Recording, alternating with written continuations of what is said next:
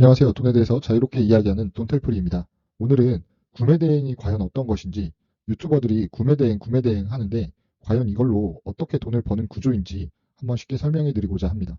첫 번째, 구매 대행을 사람들이 사용하는 이유가 과연 무엇인지 한번 알아보았습니다. 첫 번째는 해외에서 판매하는 제품이거나 해외에서 구매하면 저렴한 경우에 사람들은 해외 구매 대행을 사용합니다. 그리고 두 번째는 한국에서 판매하는 제품이 대부분 중국산이니까 그냥 해외에서 이용하시는 경우도 계신 것 같아요. 그리고 세 번째는 해외에 납품되는 제품 퀄리티가 한국보다 좋은 경우입니다. 그러니까 쉽게 얘기하면 한국 제품인데 해외에 납품되는 제품 퀄리티가 한국보다 좋은 경우들이 있어요. 즉, 내수용인지 수출용인지가 다르다는 이야기입니다. 그리고 네 번째로는 내가 직구하는 노력을 들이지 않고 쉽게 구매가 가능하니까 구매 대행 서비스를 이용하시는 분들이 있는 것 같습니다. 그러면 구매 대행이 어떻게 이루어지는지 자세히 한번 알아보겠습니다. 먼저 큰 그림을 한번 그려드리겠습니다. 그건 바로 중국 구매 대행인데요. 중국 시장은 우리나라보다 훨씬 크고 가격적으로 저렴해서 고객님들께서 이용하는 경우들이 많습니다. 그러면 제가 구매 대행 사업자라면 중국 시장에 있는 물건을 대신 운송해줄 배송 대행지, 배대지라고 합니다. 배대지에 물건 배송을 요청하는 겁니다. 그러면 제가 원하는 배대지에 중국 상인이 물건을 배송해 줄 거고, 이 배대지에 도착한 물건을 비행기 혹은 해운으로 들여오게 됩니다. 그러면 우리나라에 도착한 그 물건은 통관 절차를 밟게 되면 배대지에서 요청한 택배사로 인계가 되고, 택배사는 고객에게 전달해주는 과정이죠. 굉장히 간단하죠. 그러면 세부적인 절차는 어떻게 되는지 한번 쪼개서 보겠습니다. 저는 중국 도소매 사이트에서 우리나라 오픈마켓에 물건을 등록하게 됩니다. 우리나라 오픈마켓에는 네이버, 쿠팡, G마켓, 옥션 등 다양한 플랫폼이 있고, 여기에 등록을 하게 되면 고객님은 물건을 확인하실 수가 있습니다. 물건을 확인하시고 주문이 일어나면 저는 주문 처리를 해주는 겁니다. 그리고 중국 도소매 사이트에 다시 들어가셔서 발주를 요청하고 선결제하게 됩니다. 그러면 물건을 어디로 배송시키느냐? 바로 중국 내에 있는 저희 배대지에 물건을 요청하고 배대지 창고에 물건이 도착하게 되면 물건을 확인하고 한국으로 배송하는 절차를 거치게 됩니다. 항공 또는 해운으로 배송이 한국에 되었을 때는 통관 절차 및 관부가세를 납입하게 됩니다. 이 관부가세는 제가 직접 수입하는 것이 아니라 배송 대행을 해주는 거기 때문에 고객님의 통관 부호를 받고 고객님께서 관부가세를 납부하게 되는 겁니다. 그러고 나면 택배사에 자동으로 인계되는데, 이건 배대지에서 이미 계약된 택배 회사에 인계가 되는 것이고 여기서 송장 번호가 나오게 됩니다. 그러면 이 송장 번호를 확인하고 주문 처리를 다시 해주시면 되는 겁니다.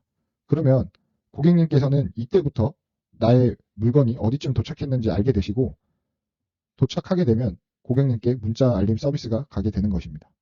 세부적인 절차가 어떤가요? 좀 복잡하긴 하지만 결국 내가 해야 되는 영역, 배대지의 영역, 이 두 가지만 아시면 쉽게 따라하실 수 있다고 생각하고 있습니다. 그럼 배송 대행지가 뭔지 간단하게 한번 설명드리겠습니다. 이건 제가 사용하고 있는 배송 대행지인데요. 여기서 지점을 선택할 수 있습니다.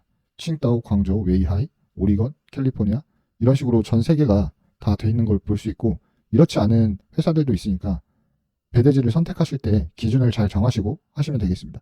저는 웨이하이로 한번 해보겠습니다. 그리고 해운, 여기서 수령인 정보를 입력하실 때는 제 정보를 입력하는 것이 아니라 고객님의 정보를 입력해 주셔야 됩니다.